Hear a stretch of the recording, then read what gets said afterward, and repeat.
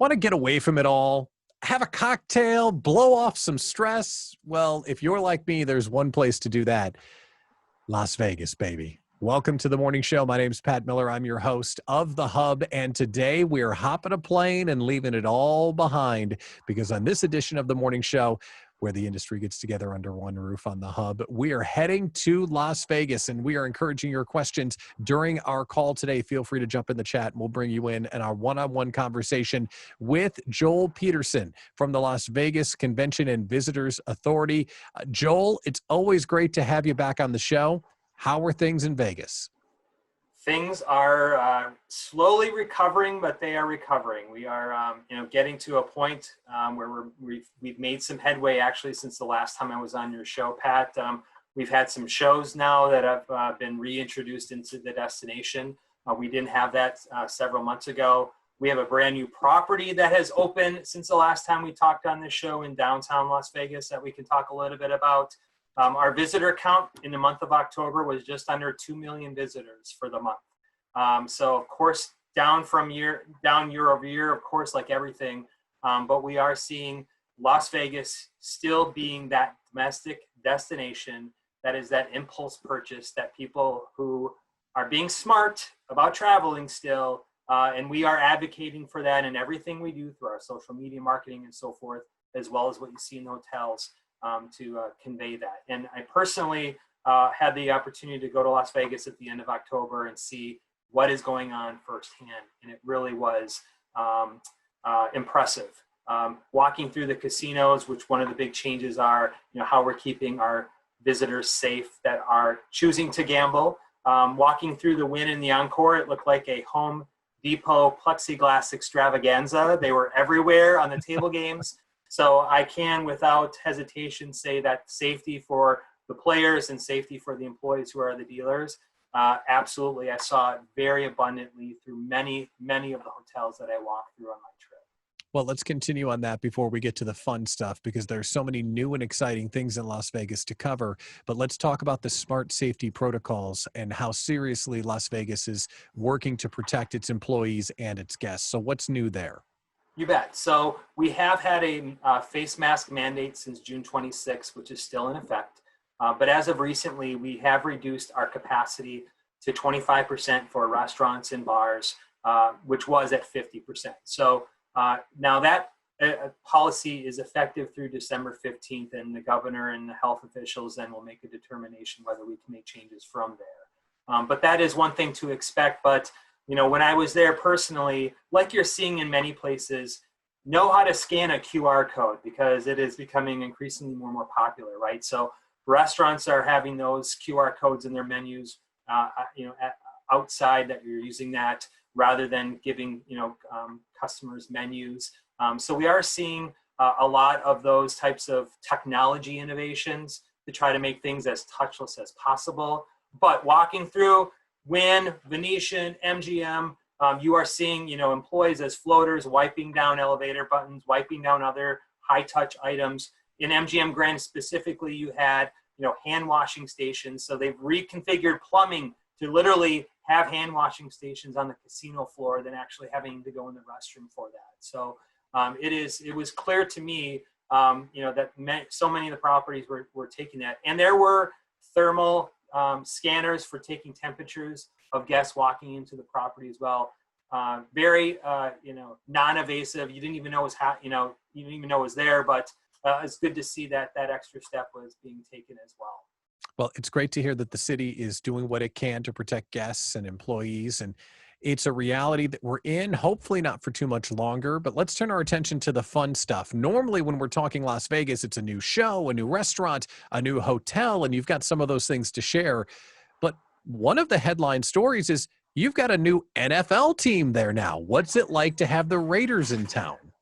We do. So being here in the Chicago area, I reluctantly say I'm a Chicago Bears fan this season. I see Tom Carnes shaking his head. Me too. So Tom Carnes and I actually had a conversation yesterday that we might be looking for a new team, and the silver and black may be our new colors that we might have an affinity to.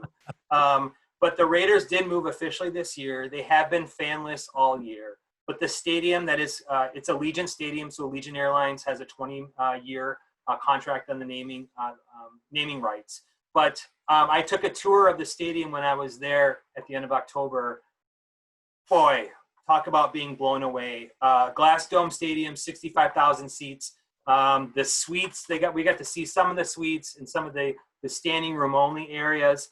They have basically they built that, the LA Coliseum flame that you would see out in LA.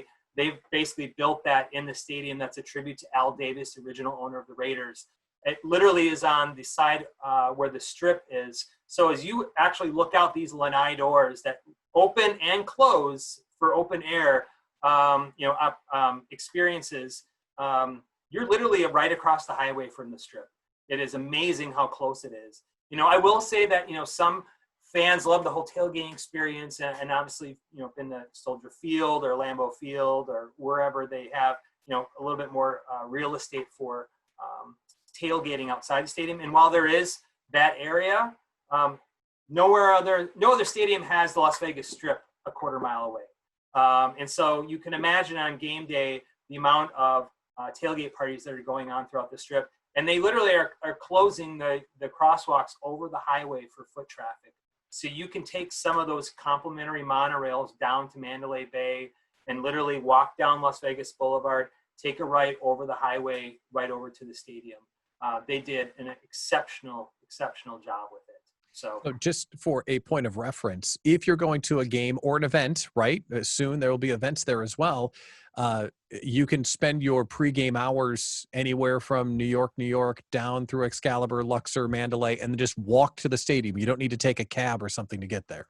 No, you would be able to walk to the stadium. You'd have to allow yourself a little bit more time, of course, to kind of walk down Las Vegas Boulevard. But yes, on game day, they will be closing to traffic, those overpasses over the highway for foot traffic. So yes, very it is. Cool. To be honest, get an Uber and taxi. It's gonna be a traffic day. If you can walk, it's gonna be great. Now, group tickets may be a little bit difficult. They sold out all their season tickets in advance, so they did a very good job with that. But you're gonna be able to buy tickets on the third party retail market. But even so, and I was talking to Tom Carnes about this yesterday, and Tom Brousseau, that even if you're not going to a game, if you're a fan and your team's playing in Las Vegas, you're going to see so many fans from your team that are going to be at sports bars and places to actually see the experience, and with not actually having to be in the stadium. And I think honestly, you're in Vegas, I think that can probably be just as fun. Yeah. Well, and that leads us to the next thing, the brand new hotel that has a strong classic Vegas theme, but a big investment in sports betting, Circa downtown. You've seen it. What's it like? It was outstanding and so impressive. Seeing it at the end of October, their rooms will be available December 28th, so just in a few weeks from now. But their three-story tall sports book, unbelievable, overlook bars that overlook the whole sports book. But I will say the pool experience, and I know all y'all traveling to Mexico and Caribbean, that got some pretty cool experiences. Jen Evans is smiling right there, and I know she knows what I'm talking about. However, the new Circa Hotel, it's the first new hotel downtown in 40 years, literally has a 6 rooftop pool, stadium swim amphitheater experience. So literally it's in levels that overlook a 150-foot wide LED TV that will be televising major events going on. So there are swim up bars. I hear they have those in the Mexico Caribbean area. So we love to have our swim up bars experience. But you'll be able to do your sports betting. There's obviously the pool cabanas that you can rent and so forth. But to see and watch a sporting event outside in this experience, no other hotel on the Strip has something like this Circa. Their restaurants are open. They're going to be opening up their rooftop lounge when their rooms open up at the end of the month. You do not feel like you're in downtown at all. It is a Strip feel, but it is over the top, and they did an amazing job. And more exciting, everybody, they do now have the 99-cent shrimp cocktail is back at the Circa Hotel. What? That just happened, everybody. It's back. Yeah. So do you think that Circa is going to be a spur for redevelopment and improvements in some of the facilities downtown, or is it going to stand alone for a while? What do you think? So it absolutely is going to stand apart from some of the other properties there. But, what I love about Fremont Street is so compact. Everything is there once you walk out the door. The Golden Nugget's still kind of a crown jewel of downtown. You can never go wrong there. But I love how the diversity of what you can do downtown. So it's not just walking up and down Fremont Street to watch the Fremont Street show above you. You have the Mob Museum, you have the Neon Museum, you have Container Park, you have other types of venues that are walkable distance from Fremont Street, that even if you have a client that's staying on the Strip, you can absolutely spend an afternoon downtown. The Mob Museum is self-guided tour, it's open. The Neon Museum is a collection of all the old Las Vegas hotel signs in one place with either self-guided tour or a tour guide. It's Container Park has, it's all old shipping, or it's repurposed shipping containers as retail shopping, restaurants. So downtown has really taken on a great different personality. I was so excited to see it. The new Fremont Street show is outstanding. I cannot believe how much different it looks. It's totally brighter. The resolution is different. They've done all new shows. It's worth an afternoon visit if you're not staying downtown. But Circa and what they're doing with the room product it's worth checking out. Now, you mentioned the Fremont Street experience. If I understand it right, didn't they overhaul all the technology and upgrade the resolution? It's an all new visual device. It is. It literally is Clark Griswold giving to Rusty, here's the ball of lights, look at them all, make sure they work. We took every light down, replaced them with a brighter and greater resolution light. So it's really impressive. In the middle of the day, the sun is shining 335 days a year in Las Vegas. You cannot tell now. In the past, it wasn't as bright as what I saw for myself when I was there in October. Question from Michelle in the chat. Who owns Circa? Is that a chain or is it independent? No, so Circa is owned by Derek Stevens, who also owns the D Hotel that's also on Fremont Street. He's from Detroit, Michigan. So a lot of the property, he brought Detroit restaurant owners to the property to open up. I know at the D Hotel, they have their Coney Island restaurant, which is, kind of synonymous with Detroit. So no, he's a kind of a private business owner that bought the Fitzgerald's Hotel, rebranded it as the D after Detroit.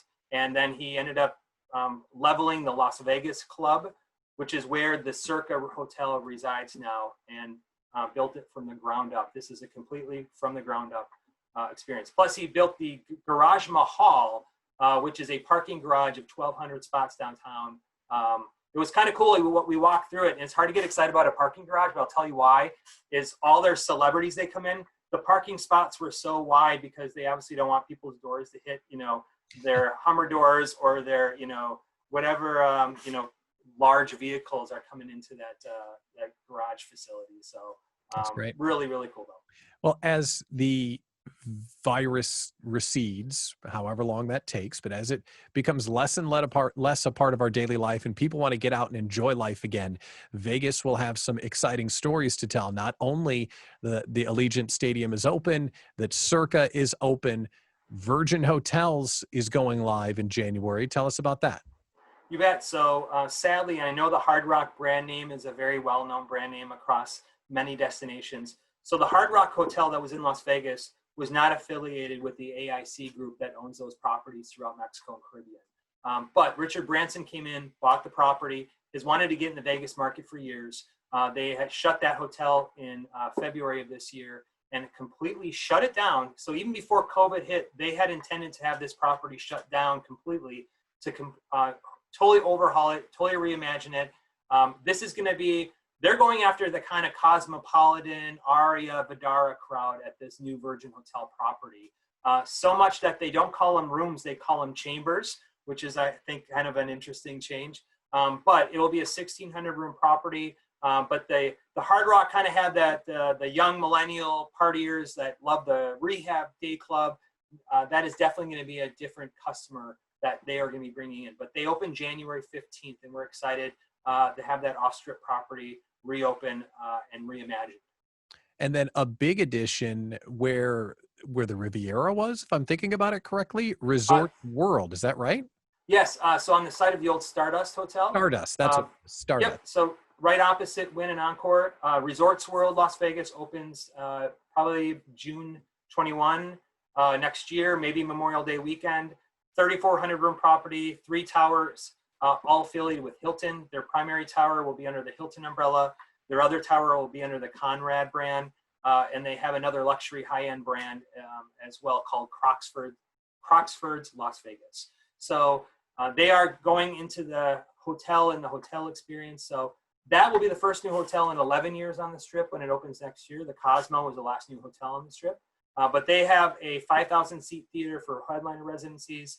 They actually will have the first ever on the Strip Infinity Edge pool experience. So I love seeing everybody's Facebook posts from their infinity pools that they love to visit. But the view of Las Vegas Boulevard, I did a hard hat tour of the property when I was there in October. Wow, it is a stunning view. And that pool experience will be available to the Croxford Tower guests only. So, but again, it's kind of like the Nomad property or Four Seasons. I mean, they're really going after that high-end client if you have clients that are interested for that high-touch experience. One more thing to touch on as far as new openings are concerned. I've only heard a little bit about MSG Sphere. Can you talk about that? Because that's not coming for a few years, right? Correct. So Madison Square Garden Entertainment signed an agreement with the Sands Corporation, which owns the Venetian and Palazzo properties. It's being built behind the Venetian Palazzo. So what this is actually going to be a sphere-shaped musical theater of 18,000 seats capacity. But the acoustics of how this is being built, because it's literally in a globe, the acoustics will be unlike anywhere else in the world, meaning that you could be sitting 20 feet from the stage and have the same acoustic quality of sound than if you were sitting 200 foot back from the stage, based on how all the sound is bouncing around in the globe, as well as the speakers built into the floor, into the walls. It's reading a lot of the press releases. It's really outstanding. And if you think when you're watching, someone on stage and it's a whole globe shape behind them, the LED lights is equivalent to 3 football fields that literally will wrap in the entire inside of the globe as well as outside. So the LEDs lights will all be on the outside of the globe. So we're expected for this new theater to open in 2023. The pandemic put them behind. They were supposed to open in 21, but obviously, this is not the right time to open up a new 18,000 seat theater. Sure. So we will be delaying that. But when it's completed, they're too far in the construction to stop it. But it's obviously put us back a little bit on the construction. But sure. Again, something completely epic and different and new you can't find anywhere else in the world when we eventually open this up. That's what Vegas is all about. So exciting stuff happening with the new hotels and new venues. What about all the other things that Vegas has to offer as far as outdoor activities or sightseeing? Anything exciting happening there? Sure. So I think with this pandemic, and maybe many of you can agree with it, it's kind of forced people to look to do other activities outside. And, with our location in Southern Nevada, with our proximity to many state national parks, those tour companies, whether it's, Maverick Helicopters that's still operating tours to Grand Canyon or Hoover Dam, Pink Jeep Tours is doing tours out to Red Rock Canyon or Valley of Fire or Bryce Canyon in Utah. The amount of sightseeing tours to be outside is still very abundant for people to take advantage of. And in many cases, a lot of those tour companies are travel advisor friendly and they're paying commission for those experiences. And I always use this analogy how Las Vegas is so the opposite of the all-inclusive market, is that your clients going all-inclusive love to pay that money up front so they don't have to deal with going to their purse or wallet during the week they're there. Las Vegas, they kind of want to spend the least amount of money to get there because their budget is meant to be spent in destination. And those are opportunities to try to capitalize on those. But I certainly understand that sometimes people refrain from wanting to book some things in advance. And of course, in a situation now, there's a lot more availability. But as we rebound, again, those are the experiences that just tie into the whole value proposition of the travel advisor to give them those insider tips. And that's our job to make sure we're connecting you with those suppliers that are paying commission, but also connecting with suppliers we know are going to deliver a great experience. So there's definitely sightseeing tours that are out there. Hoover Dam is not doing tours internal yet in the dam. So their dam tours have been temporarily canceled, but we eventually hope that they get back online with us and for visitors. But the gambling side of it has diminished so much over the years as the number one reason why people are coming to the destination. I always try to sell that when a client says, I'm not a gambler, I wouldn't enjoy it. There's 10, 20 things you can give as an option for that client to hopefully reconsider coming to Las Vegas, because it's an easy cross sell for the guests that your clients you're selling to Mexico or Caribbean or to Disney or to cruise. Easily they can be cross-sold to a weekend getaway to Las Vegas, in my opinion, of course. But hopefully many of you may agree with that. It's just a matter of making sure we're connecting with the right partners that can help monetize and make more margin in selling the destination. Yeah, those other activities help us enrich the experience and add value as the agent. So it's really good to be up to date on that. I also read an article that the Las Vegas golf courses were doing record business this year, about how that's one of those outdoor activities that people are coming to Vegas for a golf destination, in addition to a weekend getaway, that was really popular this year. Yes, absolutely. You're right on that, Pat. And I actually was just going through all of our golf course partners that pay commission to agents, and I believe we have about 7 or 8 different golf courses that provide net rates or some type of kickback to the travel advisor for sending their clients to their specific course. So so if you have golf clients, there is opportunities to still kind of increase margins on selling that destination or that experience to them. So. Sure. We've only got a few moments left. Let's talk about how the Las Vegas Conventions Group is helping us sell Las Vegas. What kind of media do you have? What kind of attention-getting things can you share? Tell us how we can make more people go see Las Vegas as we're booking more travel. You bet. So what we've tried to do is create these Vegas insider guides that touch different niche markets that you can share with your clients either on your social media sites or a simple email as a PDF. But what we've done is taken a collection of, we focused on culinary or family-friendly activities or top attractions or outdoor activities. And I've talked about this in the past. It's all about kind of trying to find that niche market. All of those resources reside on our Learn and Earn Travel Advisor Rewards Program website that many I think on the call are familiar with already.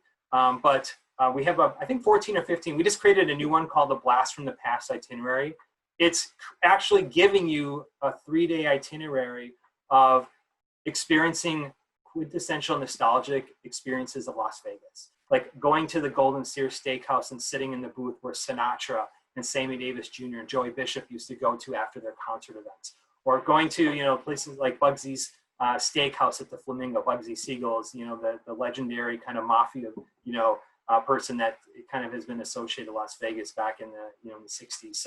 So we're trying to find creative ways of actually giving you, in a PDF, an itinerary you can actually share with your client. We have one that's a first-timer itinerary, never been to Vegas. Hey, these are the things you got to do. And we're actually going to plan that itinerary for you over a couple of days. That we've done the work for you. You can just send it to your client and use that as your conversation starter. Well, seeing how you're Mr. Vegas, I have to add one more thing before we sign off. Can you talk to the people about the new Las Vegas Arch in front of the Stratosphere and get them to put an observation deck in there so we can take our Instagram photos? Idiots are walking out into the street and taking pictures and getting run over. Can you make that happen for us? We should have taken some advice from St. Louis, right? So we do not have that workable arch. So I'll put that on my to-do list. Pat. Yeah, get that done by the next time we talk. That'd be great. What's fun about Vegas, I think, is that if you've got a client that wants to go have the greatest dining weekend of their life, boom. Greatest golfing weekend of their life, yes. Outdoor adventure, sure. Shows, no problem. It's just such a dynamic destination that you can customize to whatever client you have. And man, I love to talk Las Vegas. Joel Peterson from the Las Vegas Convention and Visitors Authority. Thank you so much for coming on the show today. You bet. Thanks for the opportunity, and thanks everybody for joining today. I appreciate it so much. It's our pleasure. So let's do this. Before we sign off, I want to make sure that we talk about our Hub for the Holidays promotion that's going on. Our Hub for the Holidays, that is our chance to offer agents in your network 6 months free just by joining the Hub. And this is where how you do it. So if you know an agent in your life that should be a part of our conversations and content here at the Hub, join. When you log in, click Members, and then click invite. And then once you click invite, you can drop their email right there, or you can grab your unique share code right here and share that code with them. So again, members, invite, and you can share. And what's great about it is that if someone signs up right now, they will have 6 months of free membership to the hub as a part of the promotion. So we invite you to share that opportunity with the agents that are in your circle that you think would benefit from being a part of the group. Thanks to Joel for coming on. Thank you for watching this episode of The Morning Show. I'm Pat Miller, your host. We'll be back on Tuesday afternoon for an episode of The Think Tank. Have a great weekend, everybody.